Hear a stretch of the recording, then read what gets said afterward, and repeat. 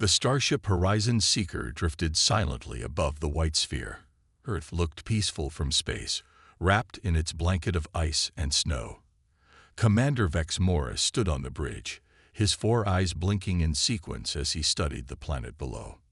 "Nothing but ice, just as the records show," he said to no one in particular. His gray skin reflected the blue glow of the ship's monitors.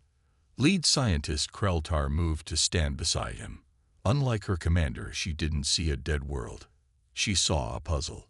Her antenna twitched with excitement. "The energy readings make no sense, Commander.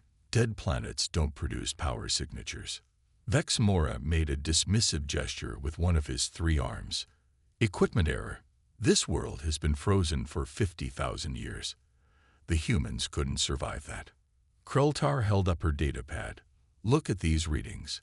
They're organized, patterned. This isn't natural radiation." The commander sighed. The mission was supposed to be simple: catalog the remains of Earth for the Galactic Council archives, and move on. Everyone knew the story of the humans, a promising species that developed quickly but died when their planet froze. Now Kreltar was making things complicated. "Fine. Prepare a landing team, but only to verify the equipment is working properly." 6 hours later, a small ship broke through the cloud cover over what was once called North America. Snow fell in thick sheets. Wind whipped across endless fields of white. Mountains of ice rose in the distance. Inside the landing craft, 5 aliens prepared for the cold. They put on thermal suits designed to protect against extreme temperatures. Jinla, the team's xenoanthropologist, checked her translator one last time. "I don't know why you brought that," said Tikran, the junior officer, "unless you plan to talk to snow creatures." Jinla ignored him. She had studied dead civilizations across 17 systems. Something about this mission felt different. The energy readings were getting stronger. Their ship landed near a large ice cliff. Outside, the temperature was 70 degrees below freezing. The wind howled as they stepped onto the surface. "The signal is coming from inside the glacier," Kreltar said, pointing to her scanner. "About half a mile in that direction." They trudged through deep snow, using tools to help them climb over ice ridges. After an hour, they reached a smooth wall of ice. The readings were strongest here.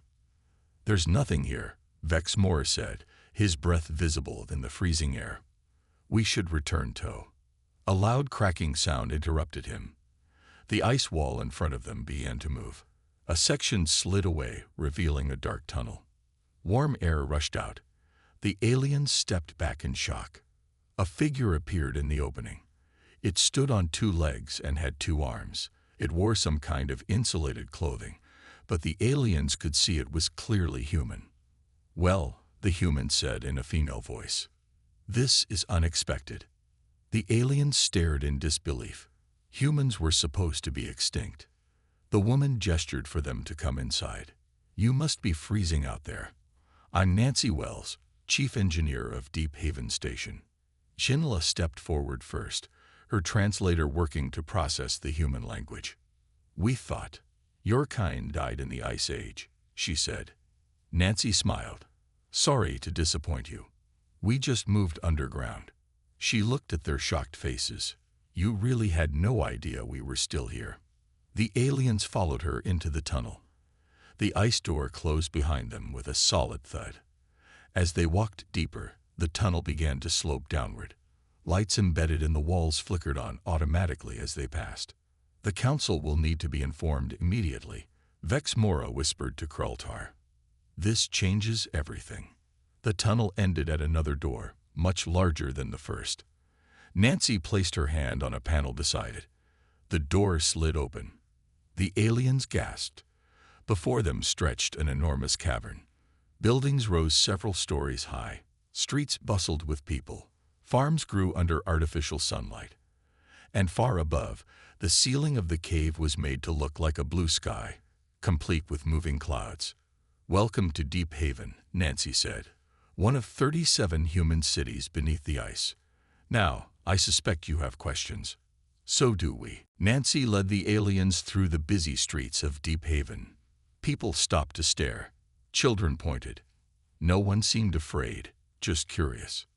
Our sensors detected your ship in orbit 3 days ago, Nancy explained. We've been watching you since then. Jinla walked close to Nancy, studying everything about the human settlement. You knew we were coming, yet you still revealed yourselves. Why? Nancy smiled. We've been hidden long enough. Besides, we were curious too. They passed by shops, homes, and community gardens.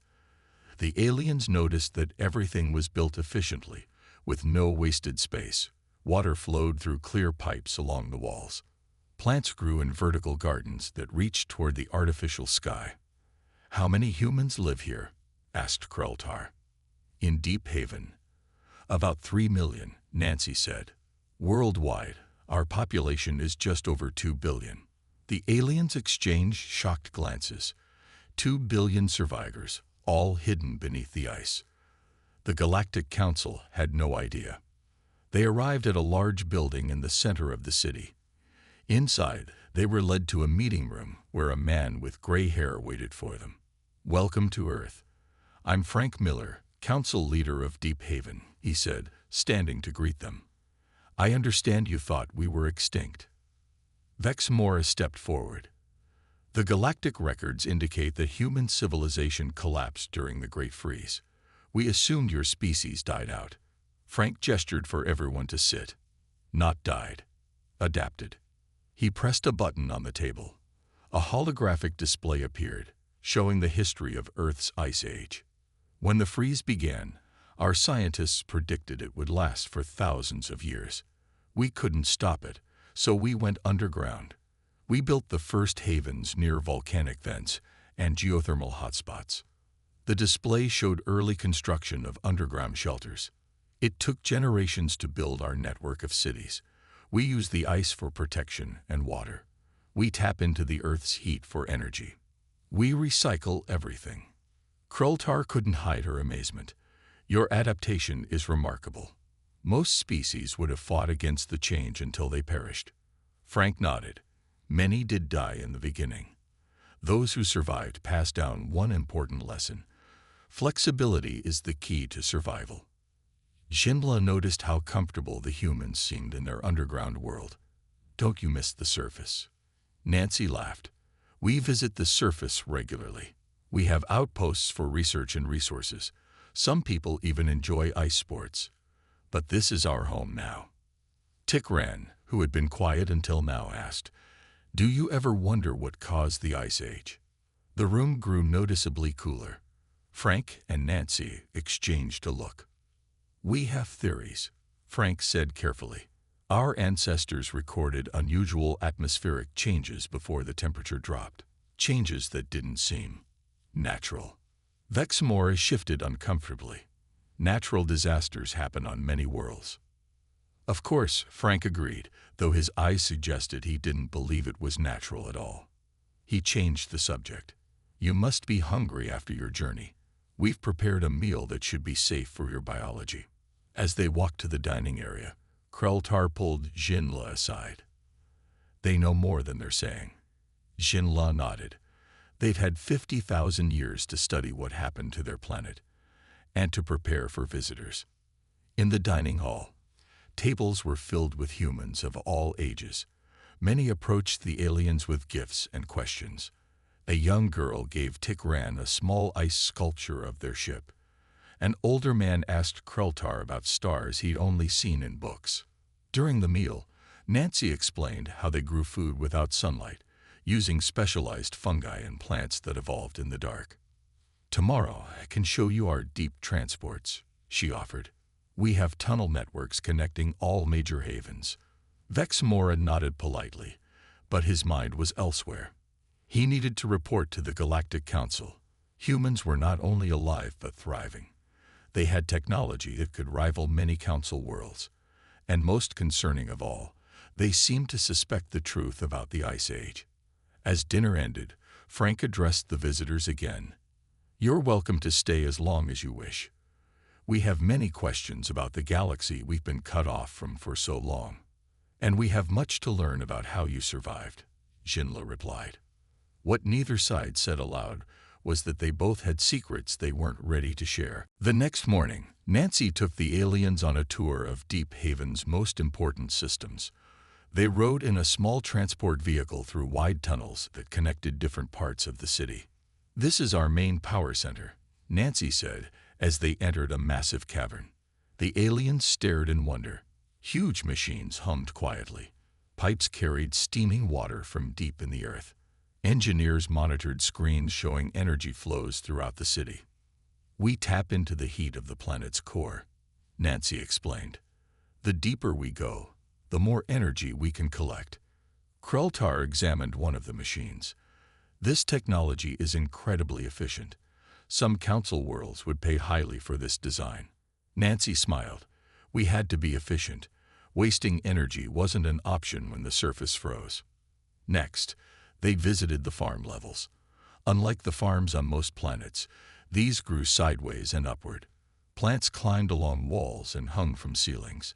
Special lights mimicked sunlight. "We can feed everyone in Deep Haven from these farms," Nancy said. "We also grow medical plants and materials for clothing." Jinla touched a strange blue fruit. "Your people have created new plant species. We adapted existing ones and created some new varieties.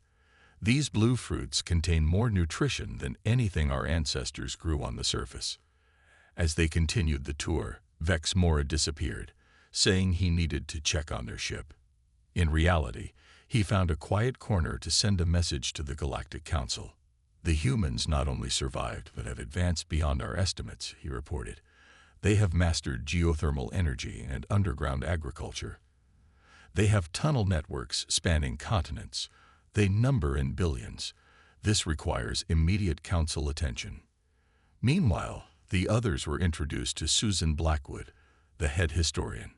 She was older than Nancy, with white hair and kind eyes. She led them to the Hall of Records, a vast library filled with books, digital archives, and historical artifacts. "We've preserved everything," Susan said proudly. "Art, literature, science, history, all saved from before the freeze."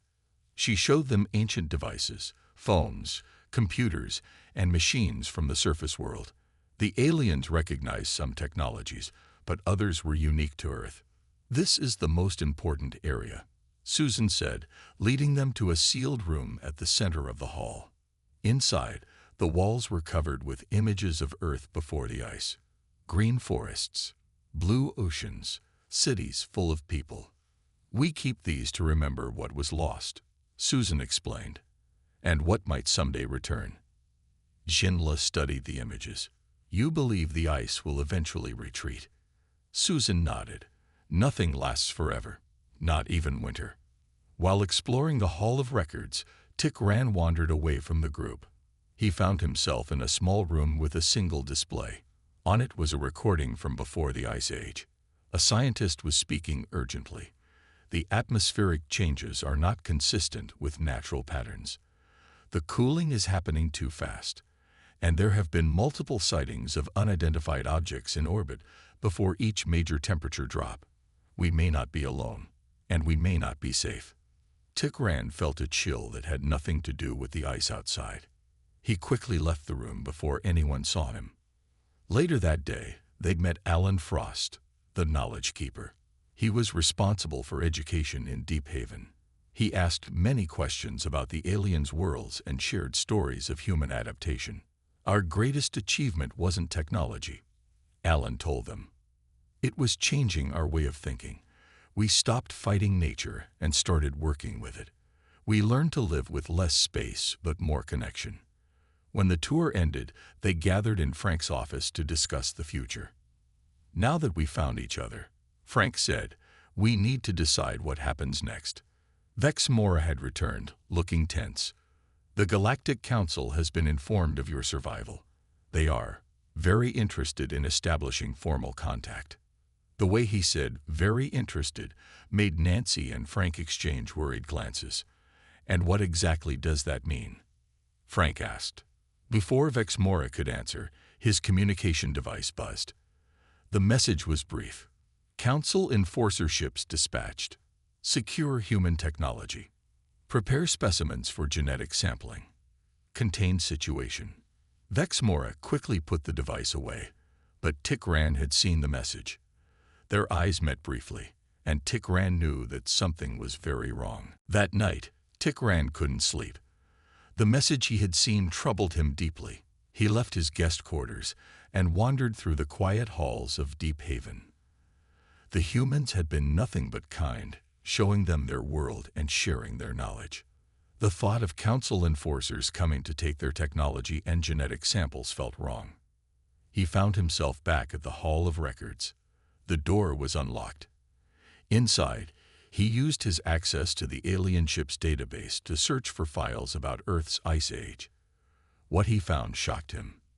50,000 years ago, Earth had been flagged as a developing concern. Humans were advancing quickly, already sending basic ships into their solar system. Projections showed they would develop faster than light travel within 2 centuries. A report from something called the Species Management Division recommended climate recalibration to slow human development. The plan was to trigger an ice age that would force humans to focus on survival rather than expansion. You found it, then. Tikran jumped at the voice. Alan Frost stood in the doorway. How long have you known? Tikran asked. We've suspected for thousands of years, Alan said, sitting down nearby. We had evidence of ships in orbit before the cooling began, but we never had proof until now. Tikran lowered his head. I had no idea. This division was disbanded long ago. What they did was against council law. Alan nodded. We figured as much. The council doesn't strike me as entirely evil, just cautious about new species. What will you do now? Tikran asked. That depends on why those enforcer ships are coming, Alan replied. In another part of Deep Haven, Vexmora met secretly with Kreltar and Jinla. The council is sending 3 enforcer ships, Vexmora explained. They want us to catalog all human technology and collect genetic samples before making official contact. They're treating humans like a newly discovered primitive species, Jinla said angrily. These people have built an entire civilization under impossible conditions. Kreltar looked troubled. There's something else. I've been analyzing their technology. It's not just advanced, it's different. They solved problems in ways we never considered. Their resource efficiency is extraordinary. The council fears what's different, Vexmora said. They always have. Above ground, 3 large ships entered Earth's atmosphere. They landed near the Horizon Seeker. Dozens of armed aliens emerged, led by Commander Drex, a tall figure with metallic skin. Secure the area, Drex ordered. Prepare for entry into the human habitat. Back in Deep Haven, alarms suddenly blared. Frank rushed into the control center where Nancy was already reviewing security feeds. 6 ships on the surface, she reported. 1 is the original vessel, but 5 are new, heavily armed. Frank pressed a button on his wrist. Activate Defense Protocol 3. Seal all primary entrances.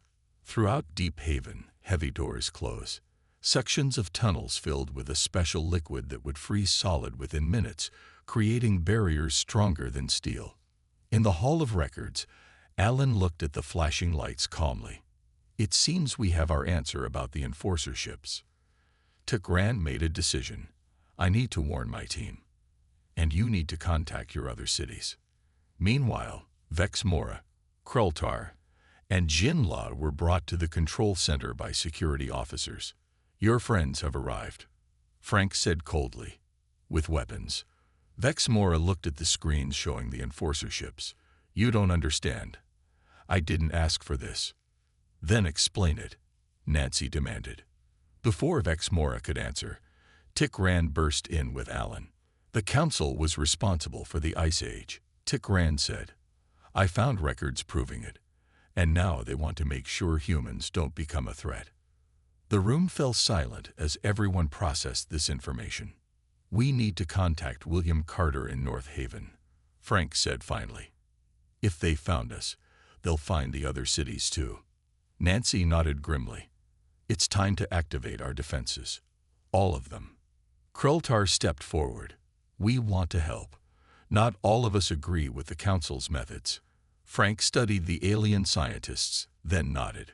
"We'll need all the help we can get, because if those enforcer ships think we're just going to hand over our technology and let them take samples of our people, they're about to learn that 50,000 years under the ice hasn't made humans any less fierce." Outside, the storm grew stronger as Commander Drex prepared his forces to enter Deep Haven. What he didn't know was that humans had been preparing for this day for thousands of years. Frank spoke urgently through the communication system. On the screen, a stern-faced man with short gray hair listened carefully. "William, this is not a drill. We have Council ships on the surface. They know about us." William Carter, Defense Director of North Haven, nodded. "All cities are on alert. We're activating the shield network. How long until they break through?" "Hours, maybe less," Frank said. "We need to deploy the fleet." Shinla looked at Nancy. "Fleet? What fleet?" Nancy led the friendly aliens to a massive door at the lowest level of Deep Haven. When it opened, they gasped. Inside was an enormous cavern filled with ships, hundreds of them. "We've been building these for generations," Nancy explained. "Some are designed for space travel, others for defense. We always knew this day might come." The ships were sleek and black, unlike any design the aliens had seen before. Workers hurried to prepare them for launch. Meanwhile, Patricia Green arrived from East Haven. She was head of science across all human cities. She brought data disks and a team of experts. "We've analyzed their weapon systems from the sensor data," she told Frank. "Their technology is advanced, but it has weaknesses we can exploit." Kerry Hudson, the resource director, joined them next. He was younger than the others, with dark skin and serious eyes. "All storage centers are sealed," he reported. "If they get in, they won't find our main food and water supplies." Outside, Commander Drex grew impatient. His teams had found all entrances to Deep Haven sealed by some unknown material they couldn't cut through. "Bring the sonic drills," he ordered. "We'll make our own entrance." The enforcer teams set up large drilling machines that began to vibrate at specific frequencies, designed to weaken and crack even the strongest materials. Inside Deep Haven's control center, Susan watched the monitors with concern. "They're using sonic drills," she said. "They'll break through the outer seals in about 2 hours." Frank turned to Tikran. "Is there any way to reason with them? To explain that we mean no harm?" Tikran shook his head. "They have their orders. The Council fears your technology and your potential. They won't stop until they have what they came for." "Then we fight," William said from the screen. "All cities are ready." Frank looked at his friends, then at the alien scientists who had chosen to help them. "I hoped we could enter the galactic community peacefully," he said, "but we won't surrender what we've built." He pressed a button on the main console. Throughout all human cities, a message played. "This is Council Leader Miller. Activation Code Phoenix. This is not a drill." Repeat. "This is not a drill." All across Earth, hidden systems came to life. Deep beneath the ice, massive engines hummed. In secret hangars, pilots climbed into ships. In protected bunkers, weapon systems warmed up. Krultar worked with Patricia, using her knowledge of Council technology to help calibrate human defenses. "Your people prepared well," she told Patricia, "but the Council has many ships. If they call for reinforcements..." Patricia smiled. "We're counting on it. We want the whole Council to see what happens next." Above ground, the sonic drills finally broke through the outer layer of ice. Commander Drex prepared his forces to enter. "Remember, secure all technology. Take genetic samples as ordered. Any resistance is to be met with force." His troops began to descend through the hole they had created. But as the first soldiers entered the tunnel, they found it empty. No humans, no city, just another wall of ice with a message projected on it. We have been waiting 50,000 years for this moment. Look up. As Drex read the message, his ship's alarms blared. Something was rising from beneath the ice all around them. Not just at Deep Haven, but at locations all over the planet. In the control center, Frank gave the final order. Launch all ships. Begin Project Thaw. Nancy turned to their alien allies.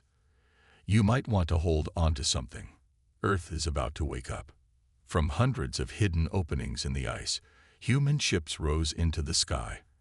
And deep below, enormous machines activated, beginning to melt the ancient ice from below in a controlled, precise manner. As Enforcer soldiers scrambled back to their ships, they realized they had badly underestimated what humanity had become during its long winter. The sky above Earth filled with ships. The Council Enforcers scrambled to form a defensive line as hundreds of human vessels rose through the clouds. Commander Drex watched in disbelief. Impossible. They were supposed to be primitive survivors. He quickly sent a message to the Galactic Council. Humans have advanced ships. Numbers far exceed estimates. Request immediate reinforcements.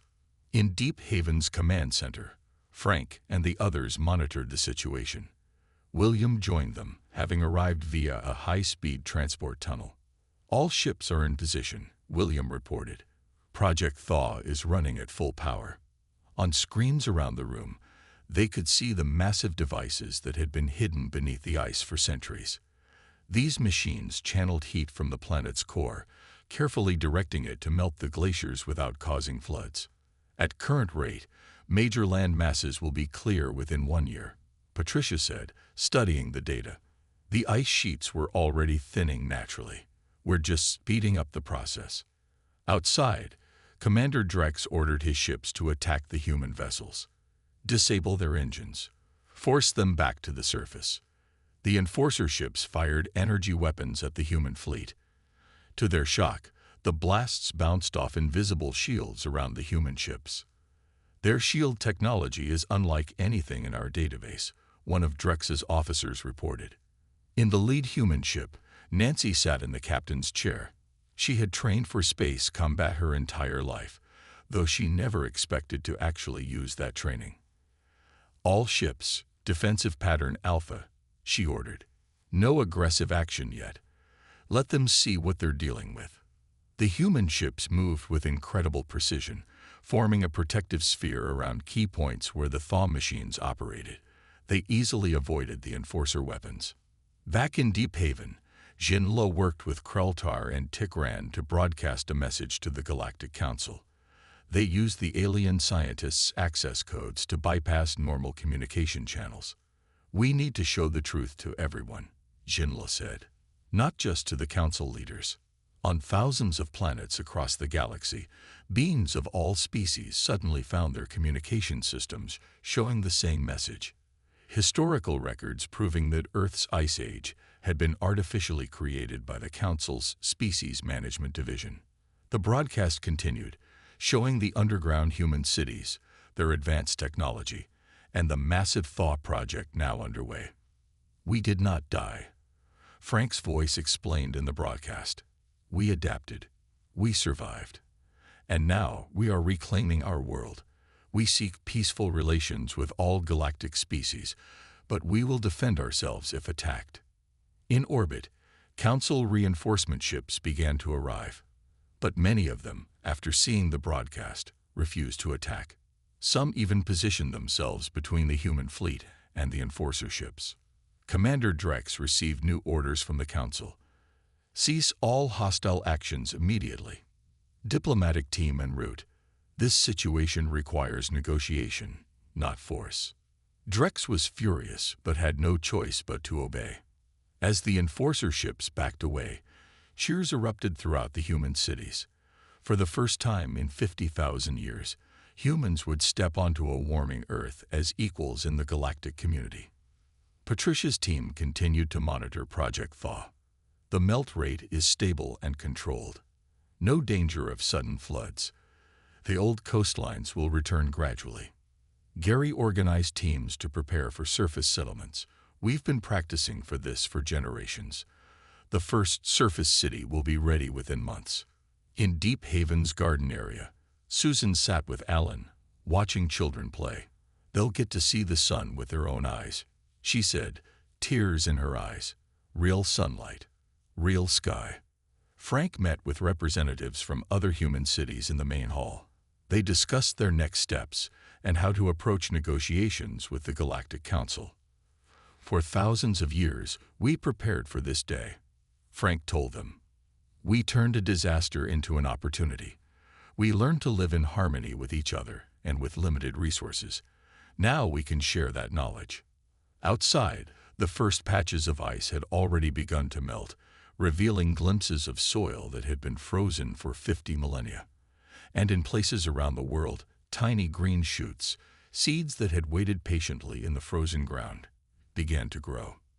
Earth was waking up. 3 days after the failed attack, a diplomatic vessel from the Galactic Council arrived in Earth orbit. Unlike the Enforcer ships, this one was designed for peace missions. Elegant and unthreateningly small. Frank, Nancy, William, Patricia, and Gary prepared to meet the council representatives. They chose to hold the meeting on neutral ground, a platform built on the ice near Deep Haven's main entrance. This is a historic moment, Frank told his team. Let's make sure it goes better than our first contact. The diplomatic ship landed gently on the prepared area. From it emerged 3 beings.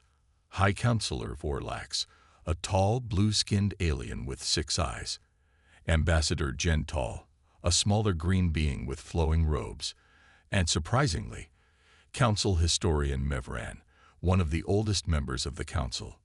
Jinla, Krultar, and Tikran stood with the humans to help translate and explain cultural differences. Welcome to Earth, Frank said formally. We are glad to meet under more peaceful circumstances.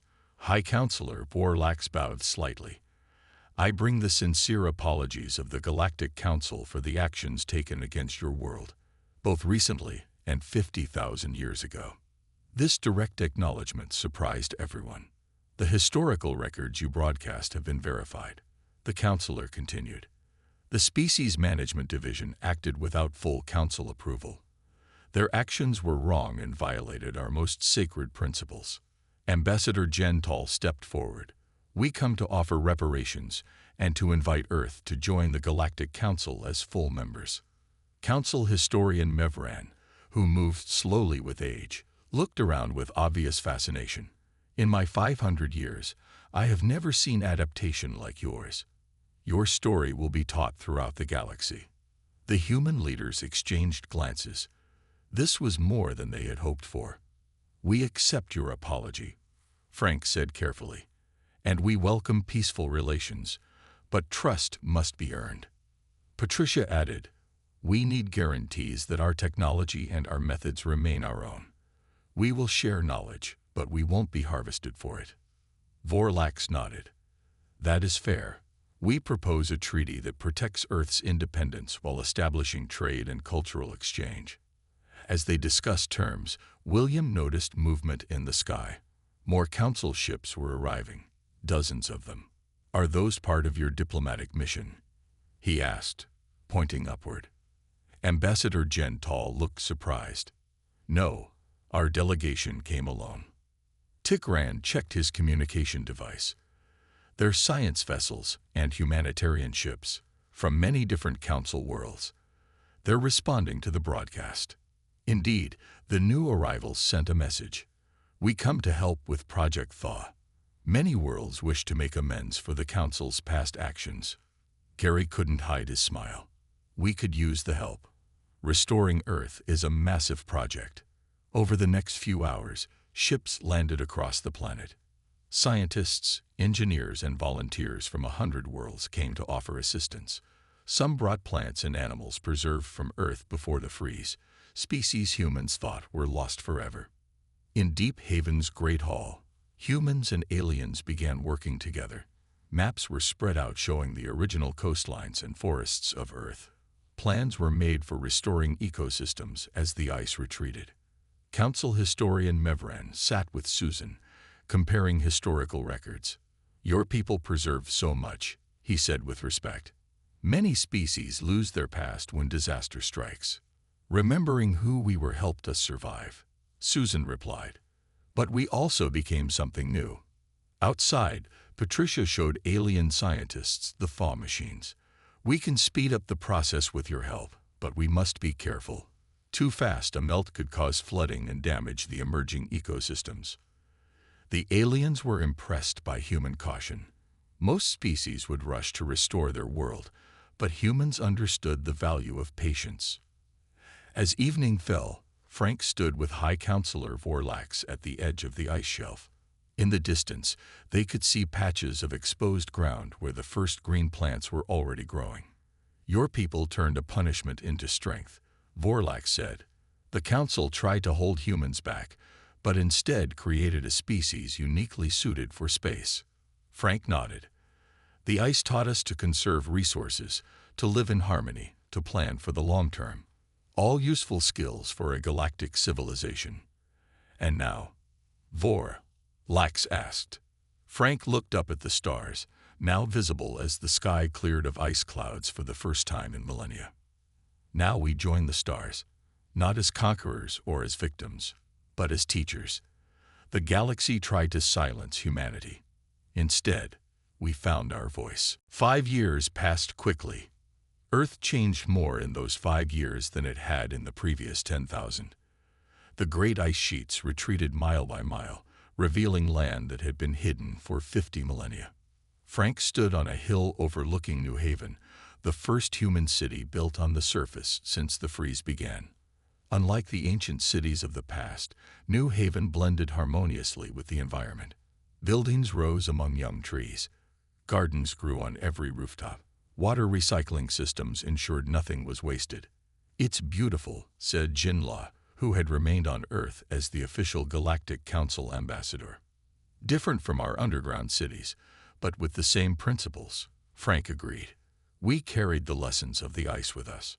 All around the world, similar cities were rising. Some built by humans emerging from their underground havens, others by returning humans who had left Earth on exploration ships during these 5 years. Each city followed the same sustainable design principles that humans had perfected underground. In orbit, a space station served as Earth's connection to the galaxy. Ships arrived daily, bringing visitors, traders, and scientists from hundreds of worlds. Nancy had become Earth's director of Galactic Technology Exchange.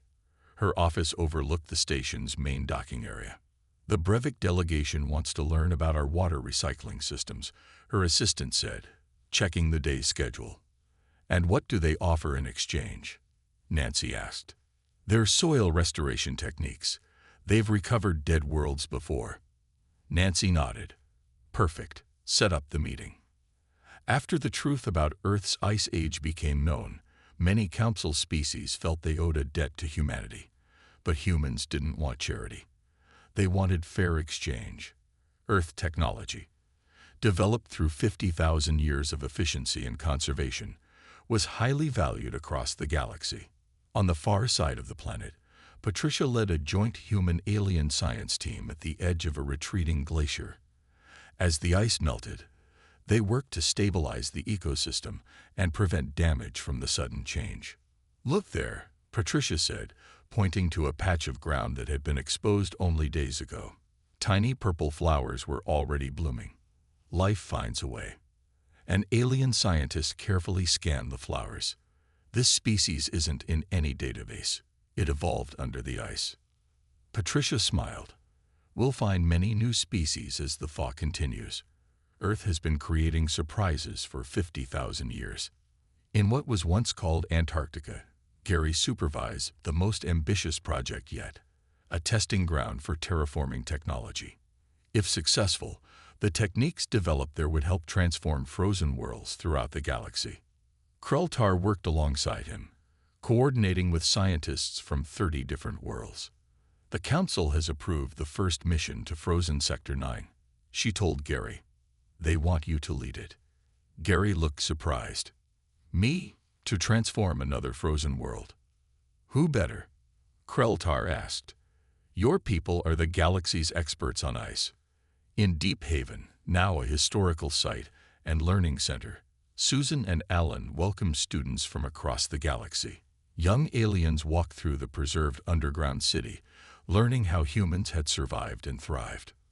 Our greatest achievement wasn't technology, Susan told them, repeating what humans had always believed. It was adaptation. Understanding that change isn't something to fear, but something to work with. High above Earth, Frank represented his world at the Galactic Assembly, a position once unimaginable. Today's session was particularly meaningful. The vote would decide whether to approve humanity's proposed Ice World Restoration Project, using Earth techniques to bring life to planets once considered uninhabitable. Earth was pushed into an ice age to prevent our development, Frank told the Assembly. Instead, we learned to live with the ice, to use it, to understand it better than any species in the galaxy. Now we offer to use that knowledge to expand life throughout the cold reaches of space. The vote was unanimous in favor. As Frank returned to Earth that evening, he watched the planet grow larger through his ship's window. Patches of green and blue had replaced much of the white that once covered the world. Cities glowed softly in the night side. Ships moved in careful patterns around the planet. Earth had changed. Humanity had changed. But the fundamental spirit that allowed them to survive 50,000 years of ice remained the same: adaptability, cooperation, and the unwavering belief that there was always a way forward, no matter how cold the night or how deep the freeze. The ice had not extinguished humanity. It had tempered it, like steel made stronger through cold.